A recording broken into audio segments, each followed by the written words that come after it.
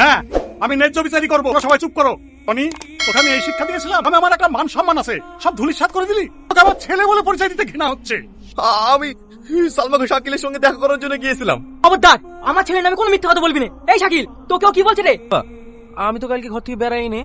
সবাই শুনলেন তো? আর ছেলে যদি এরকম কাজ করতো না, গলা টিপে মেরে দিতাম। তো সাহেব, আপনার ছেলে কিন্তু আমার ছেলের নামে মিথ্যা বদনাম দিয়ে নিজে বাঁচার চেষ্টা করছে। এর ন্যায্য বিচারটা করুন। ন্যায্য বিচারই করবো।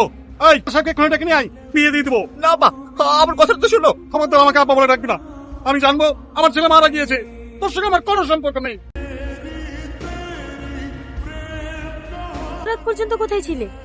কি তোকে দেবো নাকি? না না, আমি সেই কথা বলছি না। বাড়ির মালিক এসেছিল, ভাড়া চাইতে। ঠিক আছে, কাল সকালে আমার সাথে কথা বলে নেবো। কি হলো, শুয়ে পড়লে যে? খাবা না? খাবো না, আমি বাইরে থেকে এসেছি। জ্বালাসনি সর।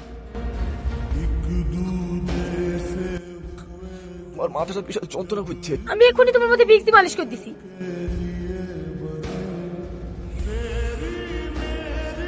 ব্যাপার, তুমি সারা রাত একটু ঘুমাওনি?